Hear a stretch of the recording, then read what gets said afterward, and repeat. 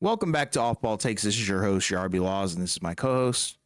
For Walls. We appreciate all the support and the recent content. With the NBA draft concluded, we are going to recap and give our thoughts on the 2024 NBA draft. We have both live streams up and available for VOD viewing. For our raw and in-the-moment reactions, I will tell you we had some very special reactions, very energetic as well. It was entertaining, and shout out to Trent from Miami Heat Network being a special guest, and the chat and the viewers for showing up and showing out. You know, you guys were crazy. I think that was the most interactive live stream I think we've had in a very long time. We had a lot of names that we had to read out at the end. Before we do break down the draft, please don't forget to like and subscribe, and follow us on Instagram and TikTok at the OBT Podcast for more content and updates.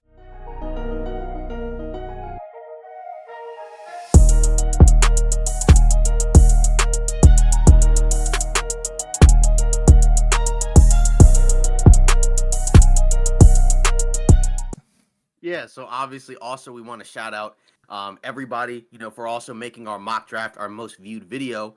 Not in terms of shorts or anything, but our most viewed regular video ever. It had well over 100 views. I think right now, as of recording, we're at 130. So, obviously the draft is over, right? So now, obviously it was just a mock draft, but we still appreciate it because that means that a lot of people wanted to, check in and see, who we thought, was going to go where. So obviously just shout out to that. So now let's get into it. Before we get into the draft, just a little bit of housekeeping on some trades that occurred. In the days before the draft. We had a big one involving Brooklyn Nets Mikal Bridges, right, going to the New York Knicks, right? The Knicks gave up a haul in terms of picks. Reportedly, the Nets were looking for 6 first-round picks at least for him, and they got 5. But, it's still more than what I would have expected in terms of picks. 4 unprotected first-rounders in 2025, 2027, 2029, and 2031. A protected 2025 first-round pick from the Milwaukee Bucks, and then a Knicks unprotected pick swap in 2028, and then also a 2025 Brooklyn second-round pick. So, obviously, Knicks gave up a lot, but it was one of their guys, right? This is something we talked about, during the offseason, right? The idea of, what would the Knicks do in terms of looking to improve the roster. We know that, obviously, they had bad luck in terms of injuries in the playoffs, but we figured that, they did a good job given what they had, and they had the potential path to improve their roster, right? To get them closer to where the Celtics could be, right?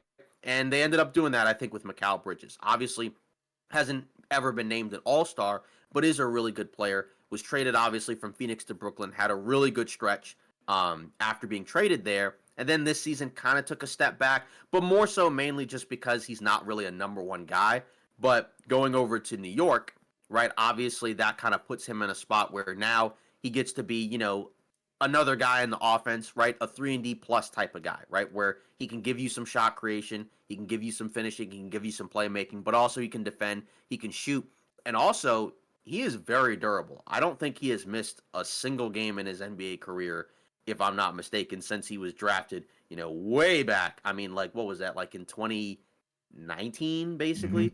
Yeah. So, so obviously, if you're the Knicks, you're getting back a very good player. And then from the Nets' perspective, it allows them to also rebuild, right? Obviously, they engage with a trade with the Rockets, right? Basically getting their first-round picks, that they gave up to get James Harden back. So that allows them to, prepare for 2025 and 2026, right? And be bad for the next few years and tank and not lose their picks. We obviously know that the next couple of drafts are going to be very loaded. So this is a trade that I think, is really good for both teams. Because obviously, for the Knicks, you gave up a lot of picks, but your roster is kind of constructed in a way where you don't really have too much room on the roster for more players being added through the draft. So you might as well use those picks to get the guy you want.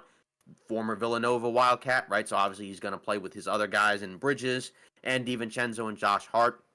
So, a lot of chemistry established already, and it allows you to surround Brunson with, multiple 3-and-D wings. They re-signed OG Anunoby, right, to, a long-term max contract as well. Some people had some questions about would he stay there long-term, but, pretty much A-plus, move for the Knicks, I think. And honestly, for the Nets, really good as well to be able to kind of start that rebuild, and presumably they're going to have some other moves to make as well. Yeah, I think it's great for both sides. You hit on all the points in terms of, what had gone down in this transaction. I think, from the Nets perspective, yes, you get a lot of your picks back because I think, they did end up, acquiring some of their picks back. And then obviously that's awesome because I think it had something to do with the Harden deal. So, now they can finish towards the bottom of the standings. And that means, they get a chance at Ace Bailey, Cooper Flagg, Dylan Harper. So that's going to be next year's draft. If you guys don't know those names, very big names, extremely, star-studded draft next year. So that's awesome for them. And then obviously, like you were talking about with New York, they're kind of doubling down on their roster. They're adding a lot of length. They're adding a lot of, wing depth. And that's kind of something that was talked about when it was reported and framed. It was framed along the lines of, yeah, they're doing this to contend against Boston. And that's absolutely right. When we were in our live stream, we talked about it. Do we think, that they can beat Boston? We don't know. We need to see that matchup first. But I think, a lot of people are under the belief that they could take Boston to a 6 or 7 game series, if both teams are healthy. So I think adding Mikal Bridges on top of Julius Randle, that's pretty cool. And obviously, like you talked about, Mikal Bridges hasn't missed, a game, and that's really cool. And I know some people on Twitter were talking about, yeah, this is going to be the Goku Vegeta between, Tom Thibodeau and, his minutes versus, Mikal Bridges' record. So I think that's also just kind of like a funny bit. But regardless, I think you have to like the trade for both sides because you double down. If you're New York, you add another guy. It's a win now move. I know some people were like, holy cow, it's a lot of picks. Well, I mean, the New York Knicks don't have a plan for being bad anytime soon. If everybody's healthy, I think, it's a roster that can easily contend. And I think we know that if healthy, they could have gone even further last year. So I think there's a lot of potential for this roster to work out, and a great move for both sides, like you said. Yeah.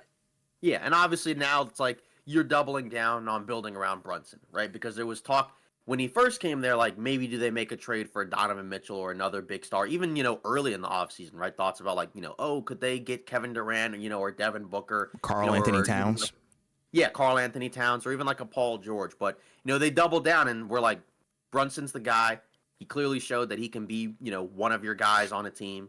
And now you're basically, kind of maximizing what you can around him. Obviously, I'm kind of curious, what the other peripheral moves will be, right? Because Randall's still on the roster. Does he stay? He could, because it's not like he's, a bad player or anything, right? And obviously now this takes more pressure off of him, right? Obviously they brought back OG, but Hartenstein, right? Are they going to be able to bring him back? There's a lot of suggestions that suggest he could be gone. So we'll have to see what occurs from there. But either way, it's a really good move from New York. And like we already talked about with Brooklyn, in addition to doing the stuff with Houston, you got your picks back. And then funny enough with Houston, which we'll get to momentarily, obviously, when we talk about the draft, right? They got, some of the Phoenix picks, right? That Brooklyn got in the Kevin Durant trade. So now, right, if you're Houston, now you're in a spot where you have, some options. You could either go big game hunting or, you could, bring in somebody a little bit different, right? Because there was some reporting about maybe they bring in Kevin Durant or Devin Booker, but I don't think they necessarily have to do that. I think they could use those picks to get, somebody in a lower tier, right? But, either way, right, Houston's also set up for flexibility. So those were some really intriguing moves, that happened before the draft. Yeah, it's been really interesting. And I think, it's tough when you're thinking about Brooklyn because yes, like they're setting themselves up for success in the future. But, now because in retrospect, like last year, you're kind of thinking like, okay, yeah, this team's like going to be bad regardless, and they're not going to get anything from it. But now, I think you feel a lot better in terms of what they're able to accomplish in getting their assets back. Now they actually have a future, and we talked about it. Like they were one of the most irrelevant teams, if not the most irrelevant team this season, just because of the fact they had no future. But now you have a future, and I think it's a great move for both sides. So I feel happy about it for both teams. Right. Obviously, if you're the Nets, it's just rough because, like, say 2-3 years ago, right, just compared to what it is now, you just kind of look back and you're like, what happened? Because they had Kevin Durant and Kyrie Irving. Then eventually they were able to parlay that into Harden. Looked like they might make a title run. And then it just all just completely fell apart, right? Yeah. And it's like, then a decade before that, right, you had, the Darren Williams, Joe Johnson, Brooke Lopez group. And then they brought in Paul Pierce and Garnett. And then, yeah, that didn't go good at all, right? They ended up basically gifting Jason Tatum and Jaylen Brown to Brooklyn. Or, excuse me, to Boston, right? So not great. But like you said, at the very least now they have a much better and I think more obvious sense of direction that makes more sense now too. Because like you said, they're going to be bad like they were going to be before, but now they're going to be bad with a lottery pick, in tow. So that's good. Yeah. And then after that, now we can move on to the draft, right? Because we had a trade, that occurred right before the draft, and we'll get into in a little bit. I guess we can probably guess we might as well just start with the draft, obviously, because that trade kind of impacted some teams in the draft, so we'll get into that. But we'll start with Atlanta. Obviously, they took Risa Shared number 1 overall, right? Also, they ended up trading AJ Griffin, to Houston, right? And pretty much, I'm gonna assume like kind of a salary, dump type move, right? They ended up taking Dursic, right? Nikola Dursic, right, with that pick. But obviously, with Atlanta, right? This was the guy that I think most people expected to go number 1 overall, right?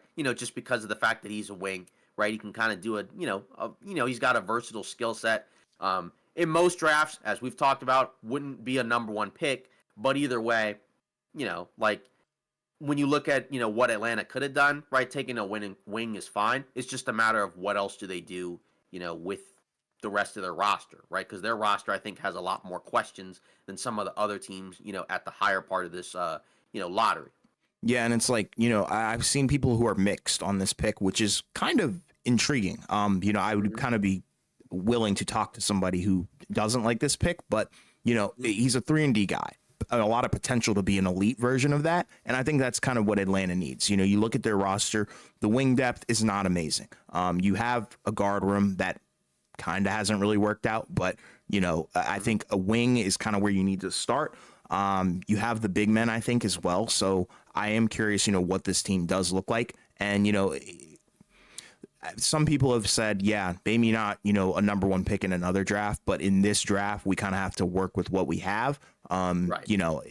I think he was the best option and definitely the best fit for Atlanta because, you look at other guys like Sarr. First of all, number 1, he didn't want to go there. And number 2, like, you already kind of had the big man room, I think. And it's like, will Sarr end up being better than Okongwu? Maybe. Will he end up being better than Clint Capella? Maybe. But I think Risa Shared will definitely end up being better than, say, I don't know, like Sadiq Bey. Like, I think Jalen Johnson is solid, but I think if you pair Jalen Johnson with another wing who's more 3-and-D, I think it's a good fit. Yeah, exactly. And again, as I already mentioned, like there's other questions that Atlanta would need to answer anyways, because we've heard rumors about they may move one or the other of Trae Young, DeJounte Murray, but not necessarily both. But, obviously, I think more moves are going to be on the way from Atlanta just because I feel like they're in a spot now where it's probably time to kind of reset the roster a little bit and kind of, establish a little bit more of a direction. Because they made the move to get Murray to try to elevate themselves into the upper tier of the East, and it just didn't work. Sure. But now we move on to the Wizards, right?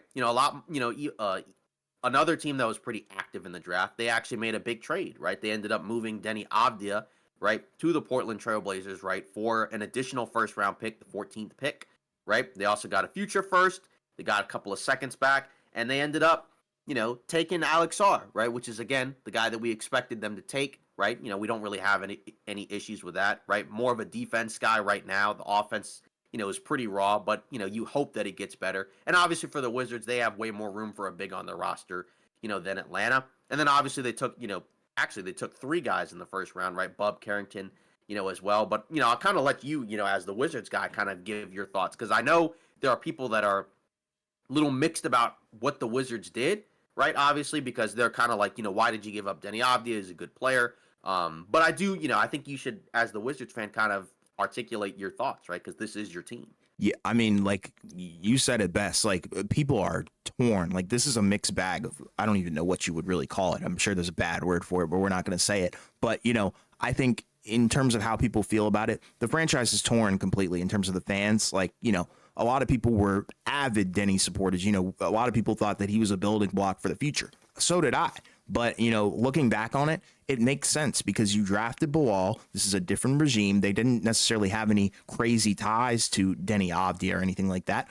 And I think there is room for Bilal to grow without Avdija or potentially even Kuzma on the roster, because I think you need to prove that Bilal is your guy. He's a young project, but his potential is kind of through the roof, along with Sarr. And I think, in this draft, you should be just as happy for Bub Carrington, Keyshawn George as you are for Sarr, because I think a lot of people are enthusiastic about bringing in Sarr, but maybe not so much the other guys. But I think combined, that haul is, I think, worth Denny Avdia, if you want me to be honest. And I think, if you're looking at it from Portland's perspective in terms of the trade, yeah, for sure. I think, Portland, they got a stud. Denny's a great player. We know what he can do. He's gotten exponentially better every single year that he's been in the NBA. Yes, he has flaws, but every player has flaws. At the end of the day, he's a good player. He helps Portland and their wing depth for sure. Because if you look at the Wizards, I just think they had too many wings. And we kind of saw this previously, where you look at Rui Hachimura. He was traded.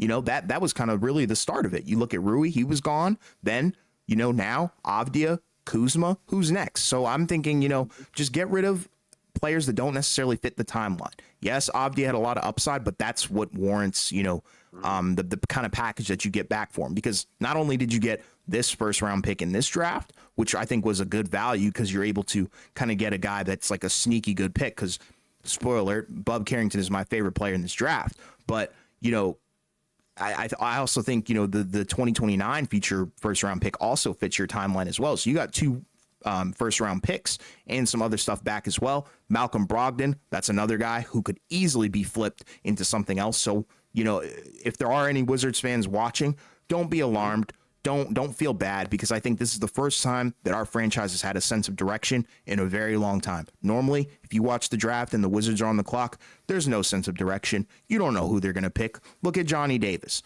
Look at other guys who have come and gone. It just doesn't make sense half the time. And this isn't necessarily a team that needs to win. We have to be honest. Next year, we're going to have another probably bad pick. We just need our young guys to increase and get better every single year. So I think they're banking on a lot of internal development from Bilal. We've heard some crazy things. He's grown to potentially 6'9". Do I believe it? No, they always say that all the time.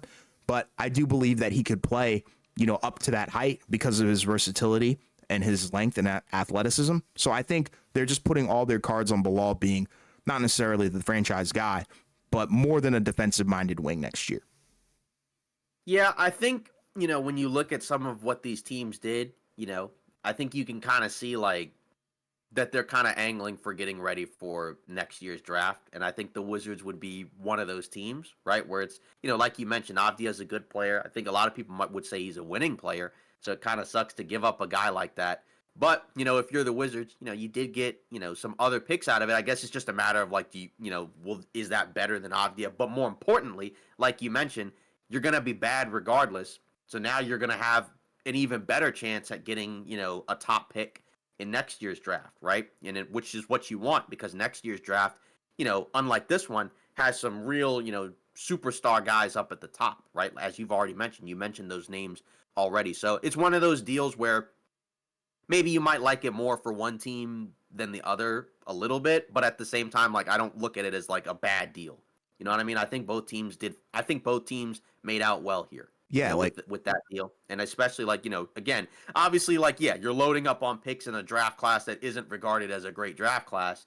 But again, take a flyer on some of these guys, see what they can do, and then, load up for next year. And it's I feel, I know we probably don't need to spend too much time on the Wizards and their haul, but I feel very good about it because, we're acquiring assets and it's only going to continue, because I expect Shamet to be gone. I expect Kuzma to be gone as well for more assets. Maybe not for 2025, but 2026, 2027. You got to keep in mind, our GM is also a pupil of Sam Presti. So he worked under the Oklahoma City regime, and look at what they were able to do in a very short time.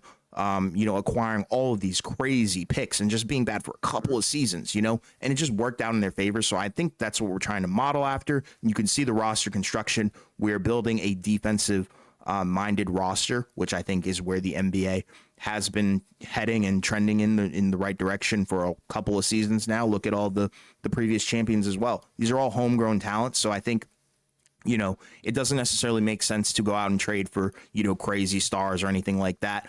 Keep, the bad contracts that you can, but move on from also, the team friendly contracts that don't necessarily equate to winning, which would be Kyle Kuzma, Tyus Jones, you probably let walk. Even Corey Kispert. Just kind of retool the roster and just give this new general management a chance, because I think they've done a good job with what's in front of them. And this is the most active that I've seen the Wizards in a long time. So, like I said, I couldn't be anything but happy. Yeah. So, just kind of, I guess, to, kind of go through, some of the other stuff, just go through a couple of, moves and picks that I think, we liked for the most part, right? I think, the Rockets and Spurs, I think we liked both of those picks at 3 and 4, Yes. right? Reed Shepherd, we both mocked both of those guys going to those teams, right? Obviously for Houston, you get a good shooter, right? Movement shooter, skilled shooter. So, and that's a guy that Houston doesn't necessarily really have a whole lot of. And then right from the Spurs perspective, you get a big athletic guard that can defend, plays hard.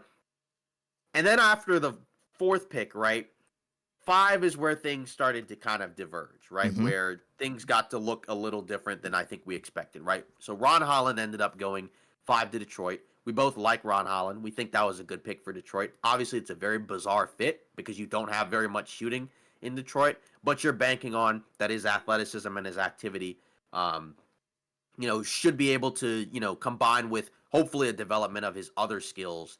And then, it's another guy that ended up, he was looked at as a top 2-3 pick when he was in the G League Ignite. And obviously the G League Ignite was a mess. There were other guys that were drafted that were part of G League Ignite as well. So I think you just kind of hope that you kind of just push through that, and then you develop. But obviously Detroit's been a mess. But either way, I think like the player itself is a good pick, even if you don't necessarily like it for that specific team.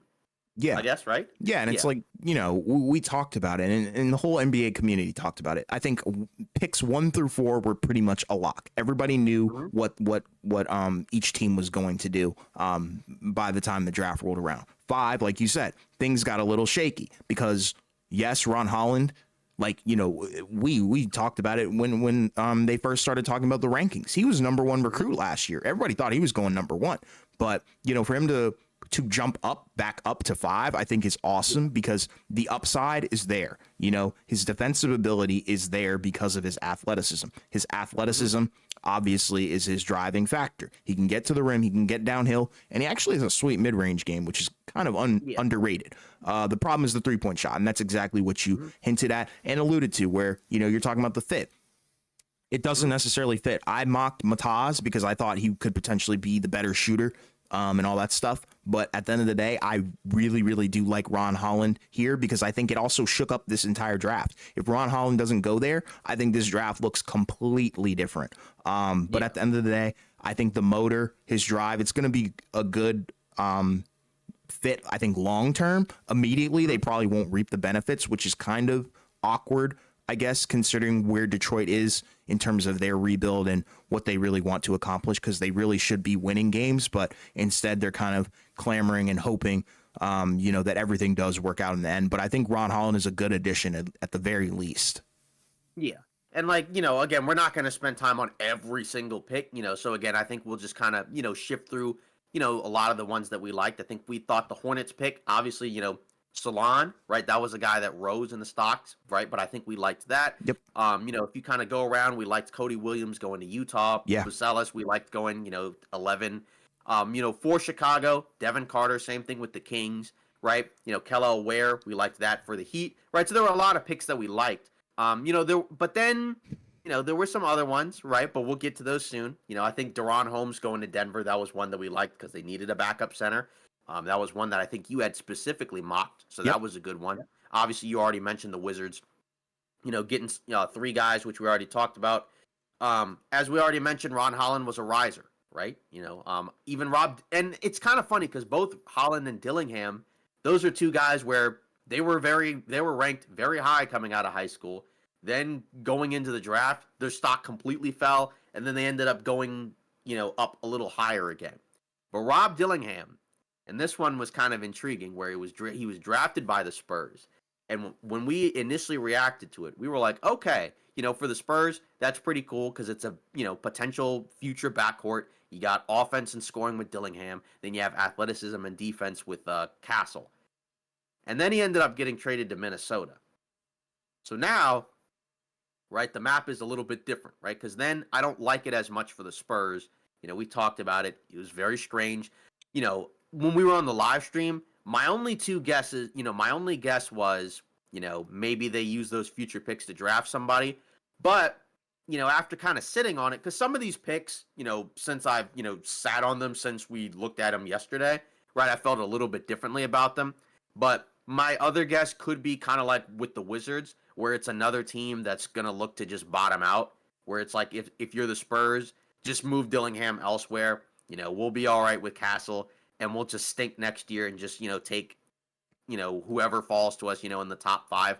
It just feels so bizarre because it just feels like he basically just gave up on a possible lottery pick. But then obviously for Minnesota, that's a home run because we like both of the players they took with Rob Dillingham and Terrence Shannon, where they're both scoring guards, right? Obviously, and we know that Minnesota offense was kind of something that wasn't particularly that amazing for them. So, obviously for Minnesota, at worst, Dillingham is a scoring guard off the bench, and at best, he could be, a Conley replacement in the future next to Edwards. Yeah, and it's like, looking at this move, our initial reactions were crazy. Please go check the VOD. Please. I really want you guys to go check that out. But, sitting on it, like you said, letting it simmer, at first I was like automatic F for the Spurs, all this stuff. Yeah. I don't feel as horrible about it. If you want me to be real, I would upgrade it maybe to a C, B. I just need to kind of, see what the Spurs get back in return, because we've seen and heard a lot of talks about what that package could be already, and a lot of it is unfortunately is kind of contingent on some extensions, some free agency stuff. Like I've heard rumors that they might try and flip those first round picks for Darius Garland, Trae Young, who knows? But that's kind of where I think the door is left open for it to turn into like an AA trade, because the thing is with Minnesota, like, yeah, you got an offensive stud. Like Rob Dillingham, we already know. I think he was one of the best offensive players in this draft, if not the best, because of what he's able to do with the basketball. It can't be taught. It's simple. As simple as that. You look at his player comparisons, I would say it's like a combo between Jamal Crawford handles. Yeah, that's how good he is with the ball in his hands. Lou Williams' height, unfortunately, that's the problem, where it's like, 6'1", 164. His defense was very, very bad last year at Kentucky, bottom 1% for most of the season until it dropped to 0. So pretty much the worst defender in college basketball last year. But nonetheless, I think he has what it takes to get his body ready for the NBA, all this stuff. And another plus side, he's got Mike Conley as his vet. I think that's going to work out in his favor as well in Minnesota. But like I said, if you're the Spurs, I think, and this is something that we had kind of talked about going into the draft. I think it just kind of caught us off guard because the fit was so awesome, because we had talked about, okay, yeah, don't be surprised if some of these guys are on the move because this class is regarded as weak. Like, yeah, you could find a player better than Rob Dillingham if you're the Spurs next year. That's not the issue. It was just we kind of already had it constructed in our mind, like Dillingham, Stephon Castle is A+ backcourt to have alongside Wemby. But nonetheless, I think you feel better about it if you're a Spurs fan sitting on it. And then obviously if you're Minnesota, it's an automatic move because he's going to be, your potential starting point guard for years to come. And his offense is amazing next to Anthony Edwards, I think. Yeah, exactly. And that's the thing, because like that's what happened to me with like some of these picks were like just over time, which I feel like, may happen to some people. And it definitely happens to me where it's like after you kind of just give it some time to just think about it, then it doesn't feel, quite as, bad as what you initially would have thought, or as good as you initially thought, right? Things can flip. Jared McCain going to Philly. I think that was one that we both liked, right? Obviously, we projected them to grab a wing, but, either way, he's a guard. He's a good offensive guy that can shoot, right? We know he's a gamer. So obviously, I think that's a pick that if you're Philly, you should be pretty happy with. Right, obviously, their team is going to be in flux because of free agency. They got a ton of cap space, but to have a guy like that, waiting for you, in the draft, that's pretty good. Yeah, that's awesome. And that's kind of goes back to what we were talking about with Ron Holland, where it's like, I think he completely screws up everything, because I had him mocked a little bit higher, and I think he does go higher if, if Ron Holland goes a little bit later to somewhere else. But at the end of the day, Philly got a stud. He's a shooter. Yeah. He tough shot maker too, where it's like, how did he even make that 40% 3-point shooter? And we kind of saw what he was able to do at Duke during the tournament run and even before that. And I think, he does flash a little bit of some defensive skill sets. It's just a matter of his size. That's kind of the issue with some of these guys, where you have questions about their size and shooting ability. But if you only have questions about the guy's size, but not necessarily his defense or his offense, it's an A+ pick for me. Yeah. Just kind of moving around, right, in regards to, some of these other, first round picks, because we talked about it on the stream, right? I think we like, say like we had a couple of guys actually that, like Kello Ware was a guy that I had it at like 17. He went 15 to Miami, right? We both liked the player. I didn't really expect him to go to Miami just because I wouldn't have thought that they would have picked up another center. But obviously, I think he's a guy that can, pan out pretty well there just because of the fact that, he's, can play both ends of the floor. He can space the floor, right? And he's a decent athlete. And, Miami, I think they've kind of experimented, with a lot of centers because, Miami Heat Network, right? He was on there and he talked about like, yeah, so that means we may not have to play, Kevin Love at the 5 all the time, right? Or like Thomas Bryant at the 5 all the time, or other guys, right? It's something where it's like, this is another guy that can kind of give you some of the best aspects of each of those players, right? Like say like, Khalil Ware, he might be able to space the floor, maybe not quite to the degree of like Kevin Love, but he can still shoot the 3 at a decent clip. But he's also more athletic and probably better defensively, right? Certainly a better defender than like a Thomas Bryant, right? Who also is a decent offensive big. So that's a guy that I think, made sense for Miami. Yeah, and it's like, Kelly Ware was interesting because I know you had him mocked going to the Lakers, and a lot of people did. A lot of people had him mocked to the Lakers, and I know among Heat fans, I know that people were talking about, Yves Missi is the guy potentially.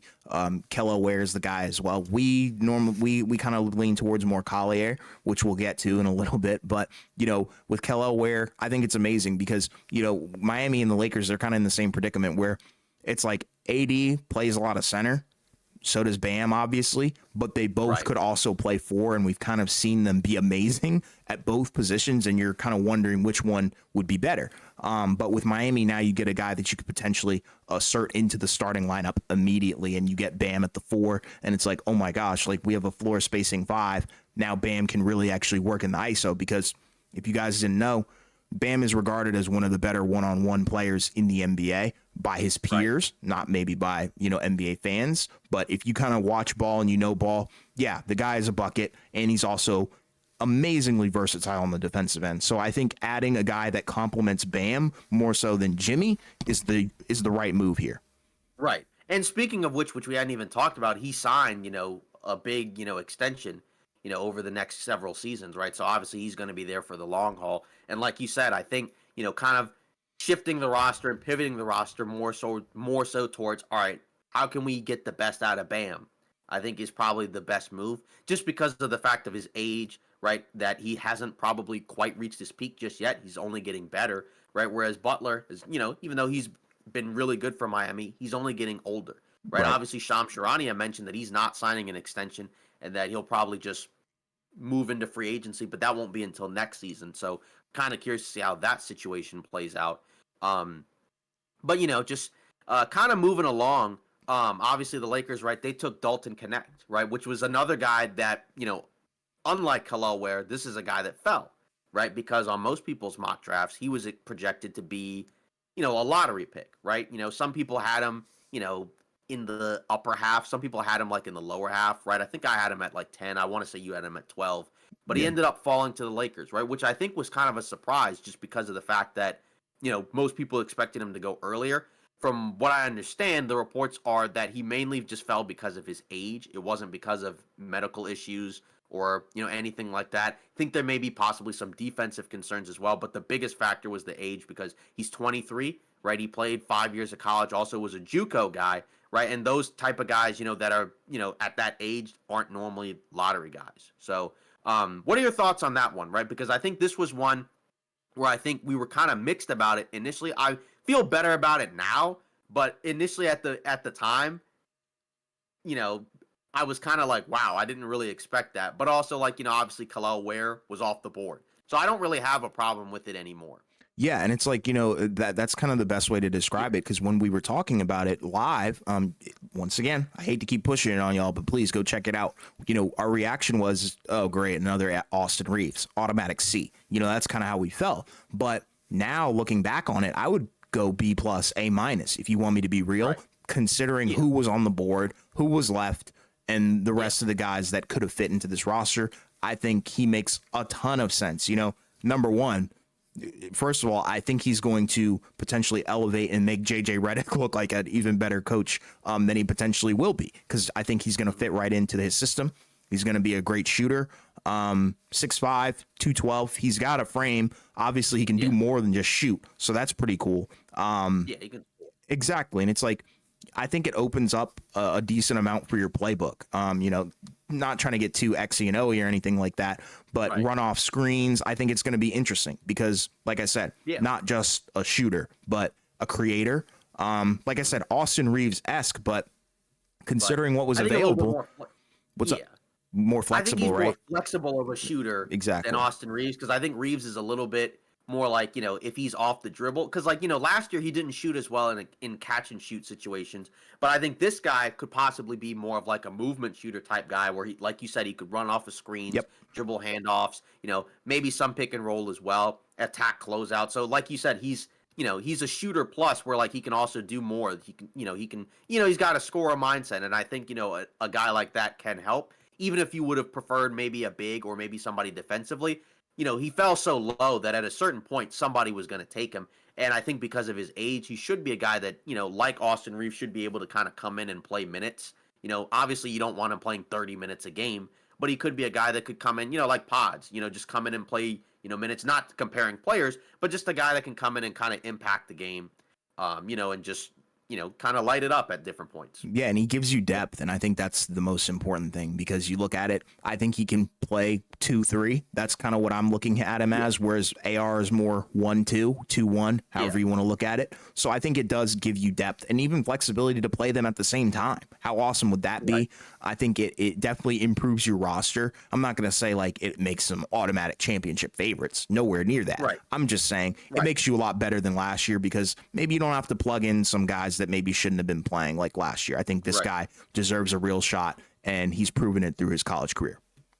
Yeah, exactly. So those are some of the picks that we liked. Obviously, I guess, if you have any, you can kind of run through some of the other picks, that you liked as well. I know we kind of mentioned, Day'Ron Holmes going to Denver, just as a backup pick, which we talked about in the draft as well. But if there's any others, you can, move over and talk about those before we talk about, maybe some that we didn't really like. Yeah. I mean, Zach Edey, I think that's kind of one that has had people a little bit mixed because, in all honesty, if you think he's good, you think he's good. If you think he's bad, you think he's bad. That's kind of just the normal consensus on the guy. But him going to Memphis is very intriguing. I think, it adds a lot to what they could potentially do. It gives them even more height, which is cool. He's going to be a great screen setter. And I think the fit between him and Ja is going to be very intriguing alongside Triple J as well, because I think Triple J will be able to kind of work more on the perimeter, not have to worry about rebounding. Obviously, he'll be a defensive monster as he normally is at the 4, not at the 5, though. So, I think it's going to be interesting, but I think there are negatives to this pick, and you do always have to address the negatives, which is why people are torn on it. They're like, the guy's going to be too slow. He's going to be impacted, he's going to be targeted in screen and roll games and stuff like that, which is what happened in college. But at the end of the day, what he brings, I think, to the offensive table in terms of moving guys out of the way and just being a big bully, I think is going to help, Memphis and their identity and what Ja Morant is able to do as well. Because you look at what the offense looked like when Steven Adams was healthy. It was scary because Steven Adams would quite literally, move people out of the way. And it's not like in an illegal screen way, but just. He was a decent passer too. Exactly. Honestly. And it's like, just a big guy that's in the way that kind of creates havoc. And I think Ja can kind of slice and dice there. And I think it opens up their offense a little bit more, even when Steven Adams was there. So I like the pick. And I had him going a little bit lower. So it was intriguing to see this one. Yeah, I had him at 12. He ended up going 9. Yep. So, he went a little higher than I thought, just because, like you said, I think once the Holland pick happened, then I think that kind of changed, the map of some of these Absolutely. teams in terms of where they were going. I had one more. Yeah, sure. It was Devin Carter for Sacramento, and it kind of goes in tandem with a move that happened on Thursday. So, Devin Carter went to Sacramento, and when we, were watching this, we were like, okay, so this is pretty much the Davion Mitchell replacement. And then the very next day, Davion Mitchell gets traded. Devin Carter, I think this deserves an A+. If I were giving out grades, A+ pick. He's 3-and-D, also has the ball handling capabilities, guard, 6'2", 6'3", whatever you want to call it, 193. 9 rebounds a game in college. 9 rebounds a game in college. He developed a jump shot. It's not like he's a non-shooter.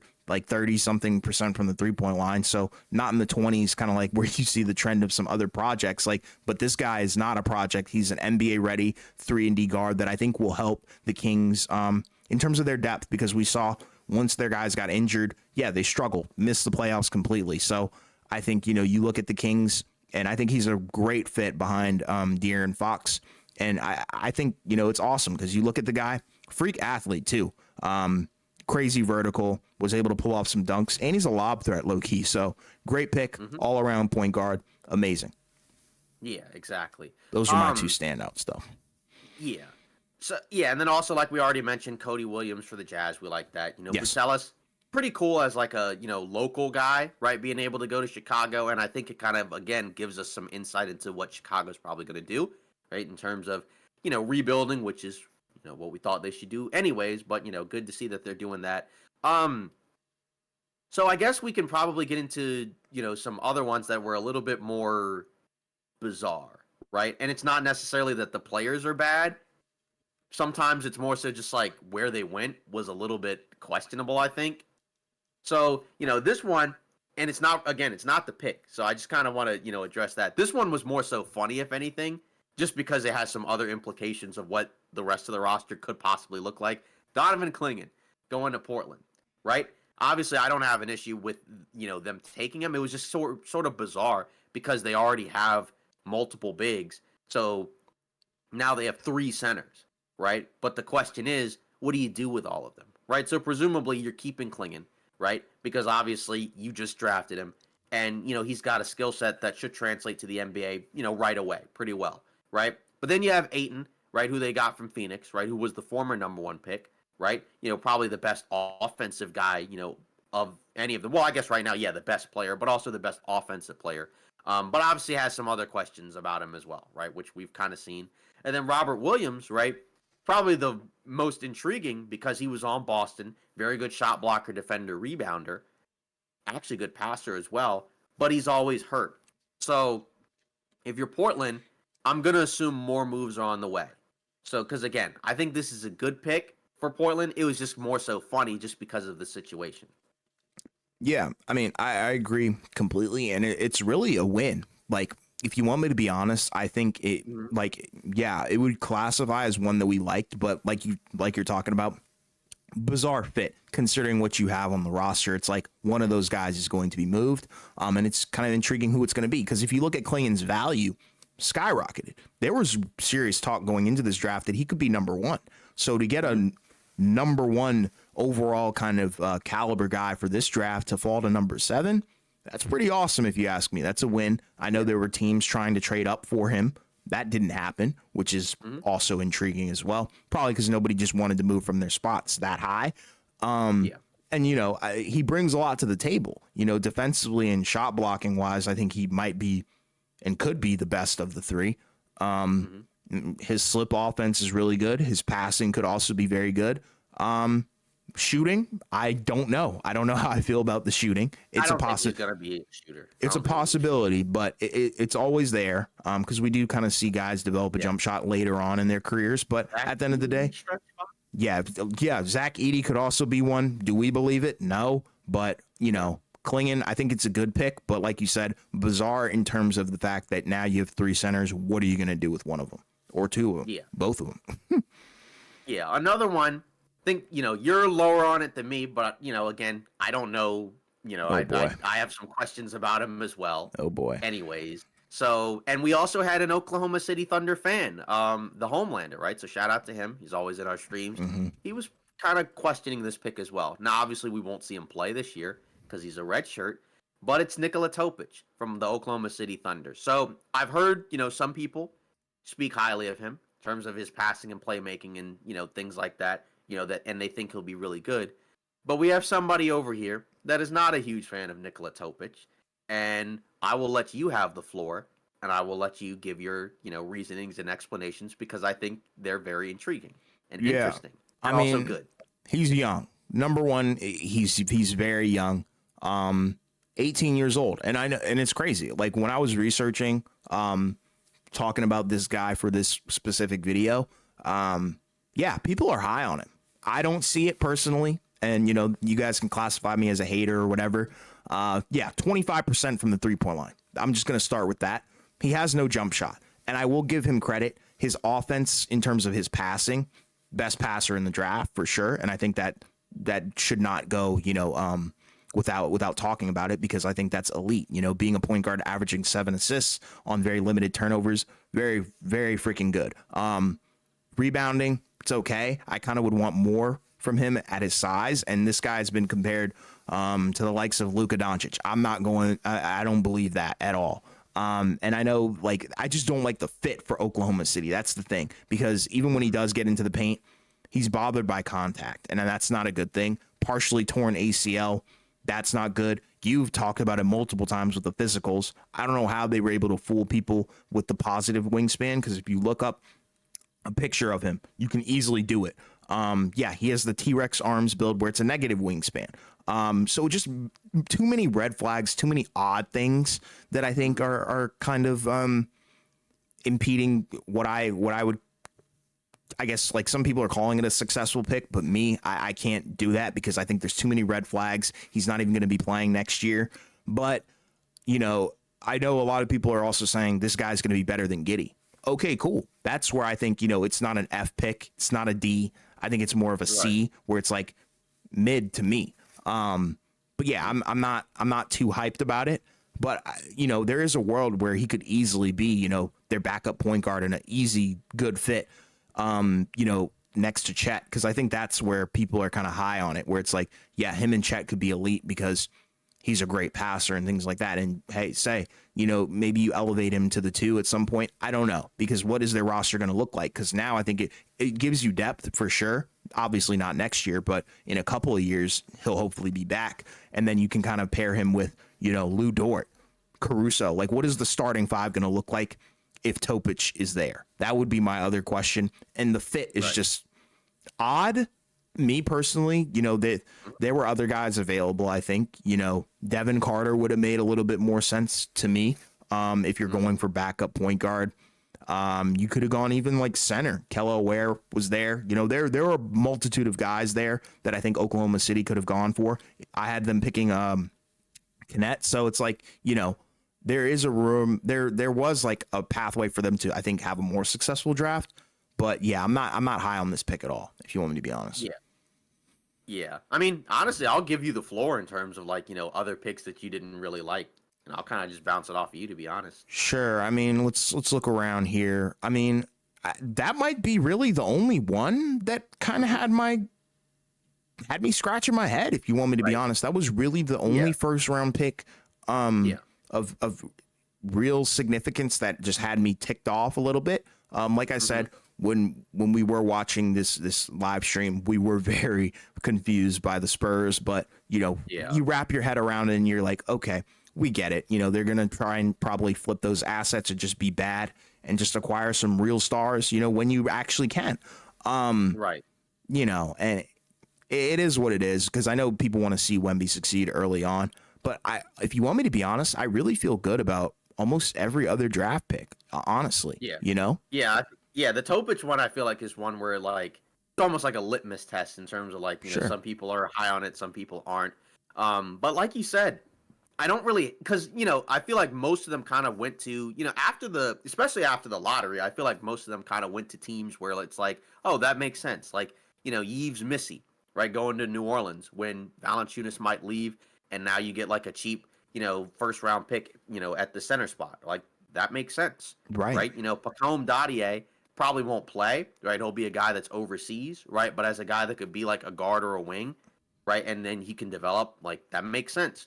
Isaiah Collier, obviously that was a guy that fell, but he went to Utah, right? Where, the guard situation over there, is pretty good for him because, the only guy that's probably, a lock to be there long-term is Keontae George. Everybody else, in that guard rotation for Utah could be gone by the time, next season starts. So he ended up, even though he ended up falling, which he probably didn't really love, he got into the first round and he went, to a team that, probably be able to play a decent amount, over there. So, I know that people were kind of waiting for us to have a list of horrible picks, but there really wasn't, at least in my mind or your mind, really like a lot to hate. And I think because some of it is also just after sleeping, and kind of just reevaluating some of the picks with the teams.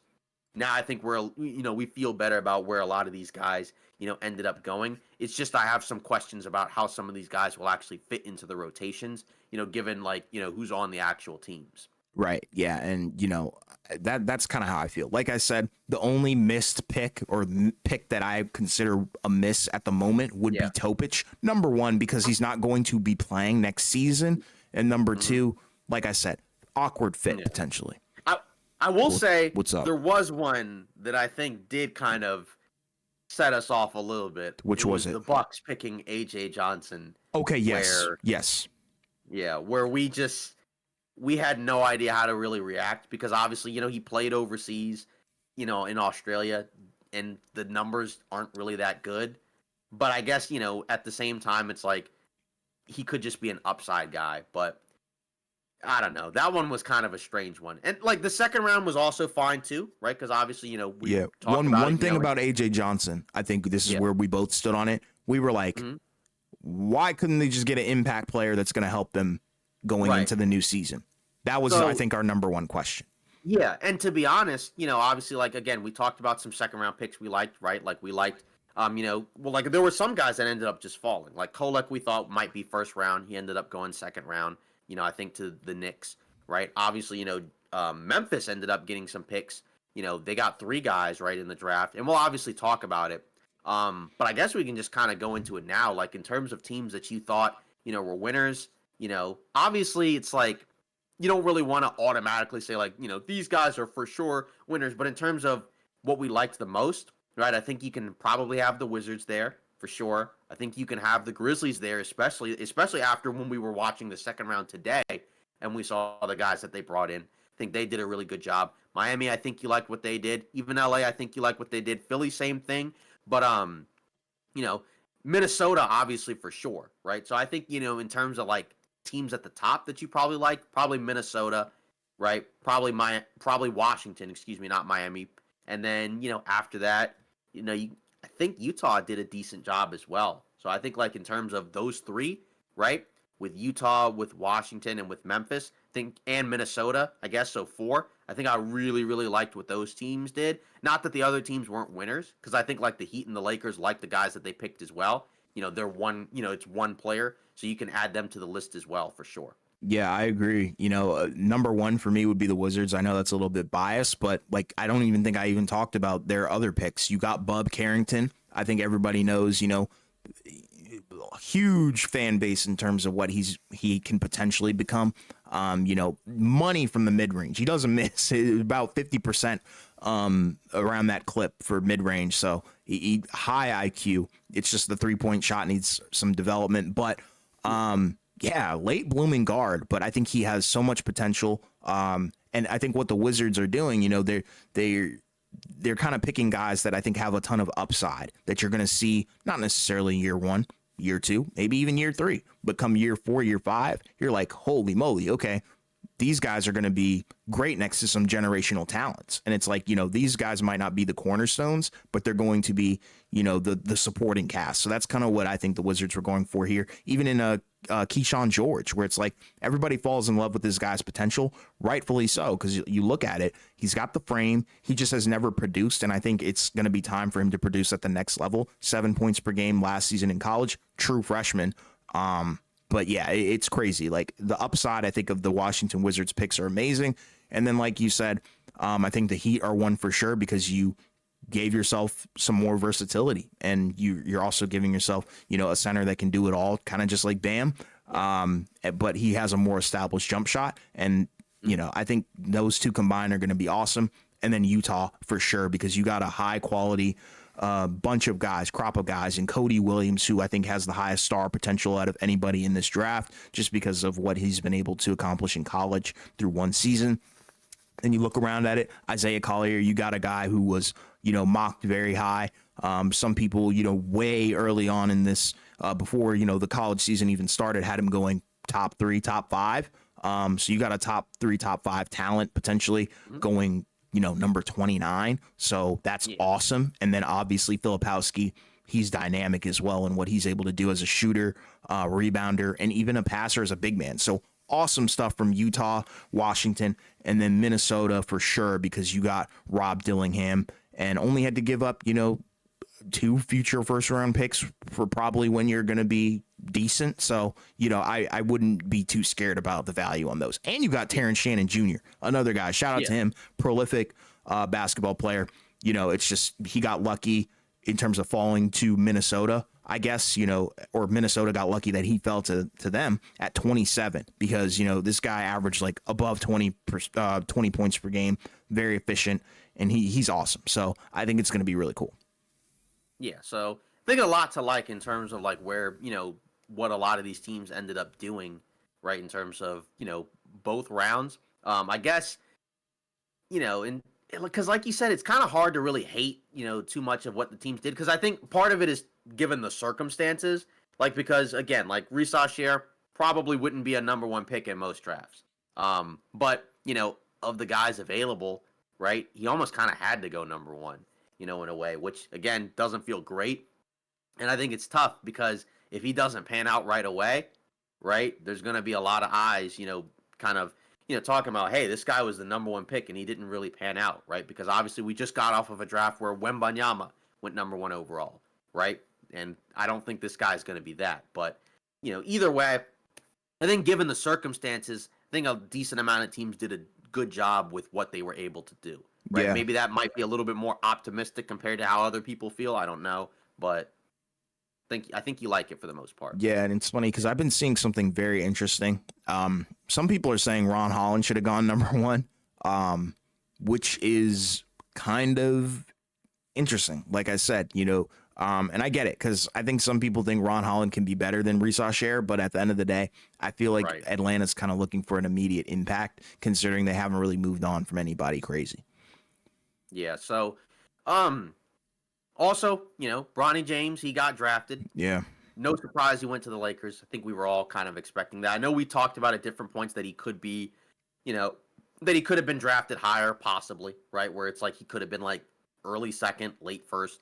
But we know, obviously, they were kind of angling to go there, which, again, is not an unusual thing. This has happened before, right? It actually happened with another Laker that's on the roster, Austin Reeves, where he said he was possibly going to be drafted by Detroit, and he told them, don't draft me. He went undrafted so he could go to LA. So this isn't the first time we've seen that. So, lots of discussions about that, but we talked about it on the stream where it's like, obviously he's undersized, not a great shooter, but he is a good athlete. He does defend. He does, read the floor pretty well. It's just a matter of, again, can he put the other skill sets together? Because if he can, right, then he could be an impactful two-way guy, in the NBA. But it's also the 55th pick of the draft, right? This is not a pick where it's like, oh, if this doesn't pan out, we're done, right? This isn't the number 1 pick. This isn't a lottery pick.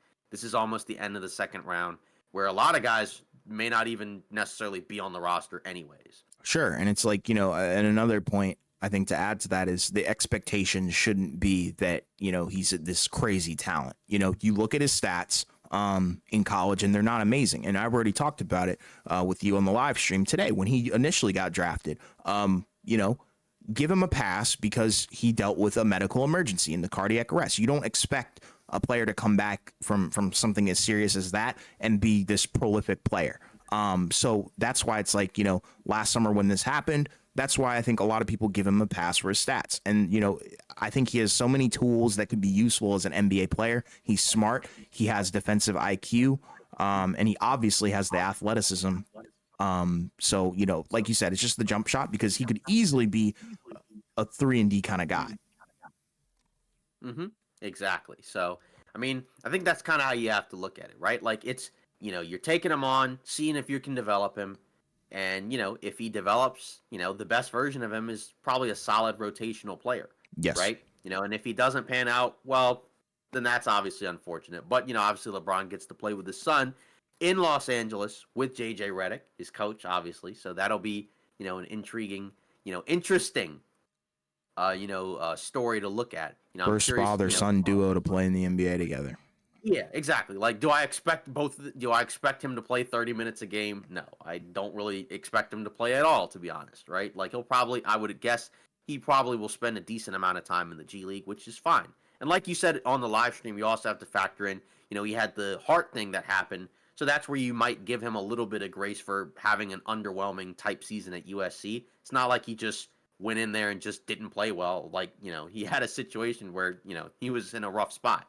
Yeah, and it's like, that impacts your ability to play, regardless. If you've ever had a sports injury, or if you've even know anything about injuries as a whole, that they can impact you more than physically. They can hit you mentally, and I think that's what happened. Alongside, I already talked about it as well, USC, that team was a dumpster fire last year. Look at Collier. There's a reason why Collier fell, and there's a reason why Bronny James got pick number 55. Right. So, yeah, I mean, that pretty much kind of, in a way, that's the 2024 draft, right? I mean, I guess, kind of some closing thoughts. What did you think of, this was the first time that it was 2 days as opposed to, 1 day?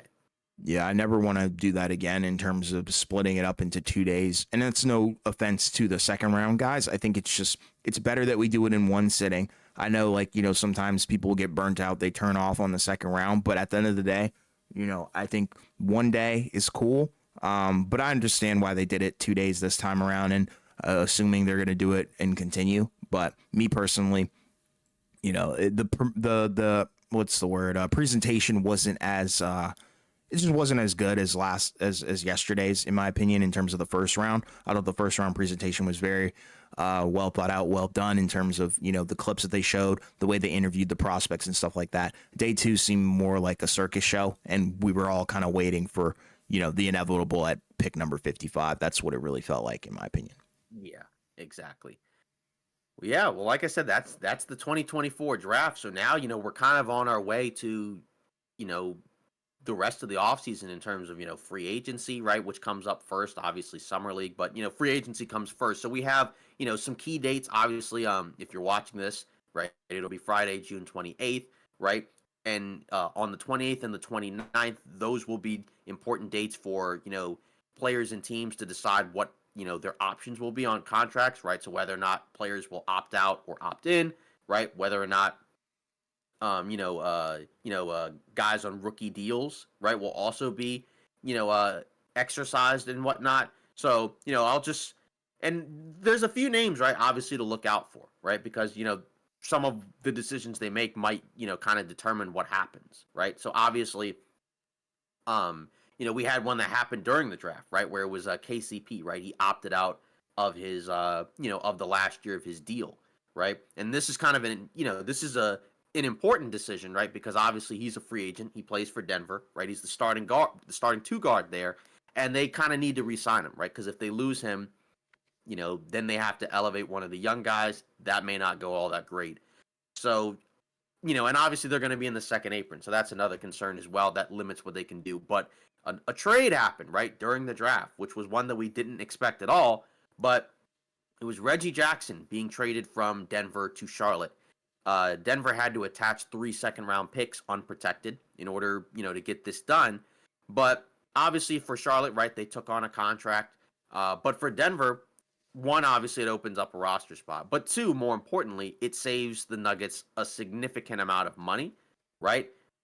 Probably clearing the way for him to be able to re-sign there, which is what we kind of talked about on the live stream that we think is going to happen. I think both of us felt more lean towards the idea that he would return, right? Obviously, I think I was a little bit more concerned that he wouldn't come back, but I was still like 55-45 about it. But now it feels, I feel more positive that he will return, because I don't think you do a move like this, and it's just like, oh, he's still leaving. Yeah, and it makes sense. I think, you can live with having Reggie Jackson be your sacrificial lamb in order to keep, your starting two guard, because I think KCP and his value to Denver is so much more and more potent, I think, than his value somewhere else. So I understand why Denver is doing everything in their power, bound by NBA rules, to kind of keep KCP and keep him on the roster, because at the end of the day, you need him. He has championship pedigree. He has 2 rings, as you reminded me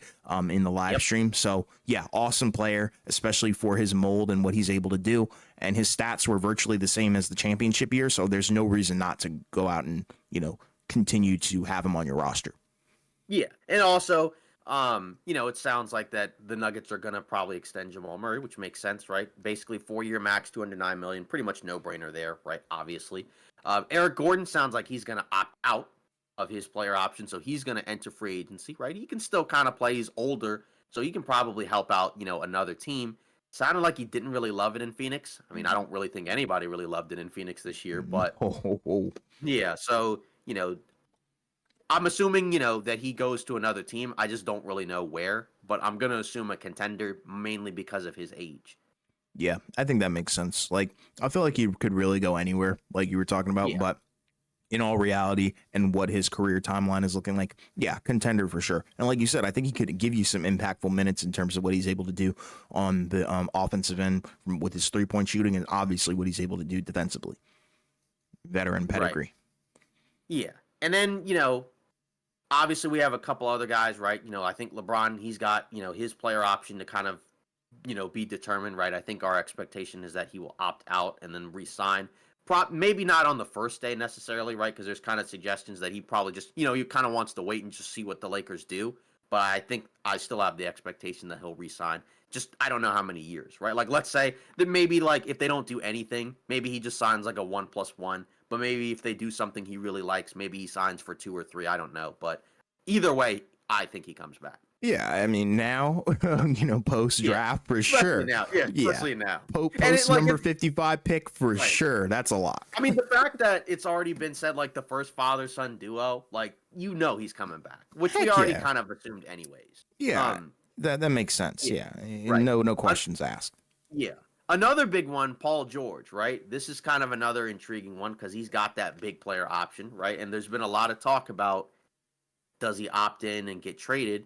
Does he opt out and re-sign with the Clippers, or opt out and go elsewhere, maybe Philadelphia, that has cap space? I think both you and I still lean on the idea that he re-signs with the Clippers, but I am prepared for anything, to be fair.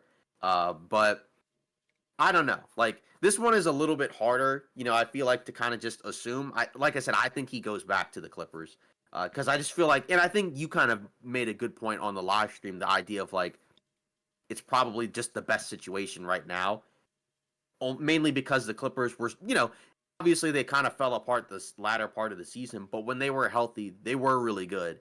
So, there is a world where maybe they have better luck in terms of health. Probably not, but, I guess there's a world where, like, if you run it back, it may not be the worst thing in the world, even though it feels like the window's closing. I guess you could say, like, Golden State would be a good place for him too. I think it depends mainly on what they give up.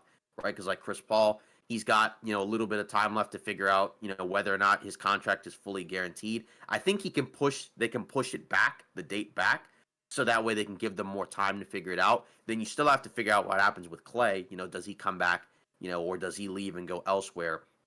But your initial thought, your initial prediction for the Paul George thing is that he resigns. Or do you think like there's enough smoke that he might just leave? I think he resigns, and we talked about it on the live stream for a little bit, and we've talked about it on other channels, including Top Notch Takes, where it's like, I just don't see the value in Paul George at this point. I'm not saying like, that he's a horrible player or anything like that, but in terms of a player that I would want to pursue via trade if I'm the Warriors, I know that's been thrown around a lot.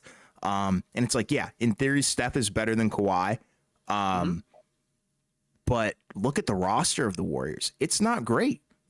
I think the roster for the Clippers is by far better, and look at the season that the Clippers had. I know that, it's hard to kind of want to run it back considering all of the years that you've kind of failed over and over. But Paul George has played a part in that. And I think that's what people are kind of tending to forget, because look at his numbers when it comes to the postseason. He has games where he disappears. Sometimes he's not even made available because of his health. So alongside Kawhi, everybody shares the blame there. But I think the roster of the Clippers is better. It's a better situation. It's a better situation than Philly, in my opinion. And obviously Philly has completely gone out of the window, rightfully so. And I think it's even a better situation than the Warriors. So I think, his options are very limited. The talk is he wants a 4-year deal. Clippers are offering him 3. I think he has to bite the bullet and just take the 3-year deal. I know that doesn't guarantee him The amount of security that you would kind of want, especially as an aging player like that. But at the end of the day, I mean, what are your other options here? Because I just think the Warriors, and if the Warriors have to give up something, they're going to have to give up a lot, I feel like, because the Clippers aren't just going to, take Moses Moody and Andrew Wiggins. I feel like they're going to have to offer a little bit more than that. Yeah, I mean, it just really depends because, I mean, again, like if whatever the Clippers get back, then how does Kawhi feel about it? Is he cool with it, right? Do we see him get moved as well? I don't know. It does sound like that there are, which, you would expect teams that would want to give him a 4-year deal. It's just, so I guess that would kind of be the other thing, right? Because like if Philly gives him a 4-year deal, but then the Clippers don't, then he probably wouldn't stay with the Clippers. But I think again that we have to see what happens because obviously him opting out or opting in basically tells us all we need to know. Because I feel like if he opts out, probably just more likely that he resigns. But obviously if he opts in, then trading time. Yeah, if he opts in, it's trading time, and I think that is kind of where you might see, more packages and more suitors come out because right now we're still in the unknown and we have no clue what on earth is going to happen. But like you said, it's kind of similar to like Donovan Mitchell where, once he kind of signs an extension, all right, now we kind of know what the heck is going on. And if he doesn't, okay, then, who knows? Like that's another, pathway that they can take. Yeah, exactly. So we'll see because obviously that's coming up pretty soon.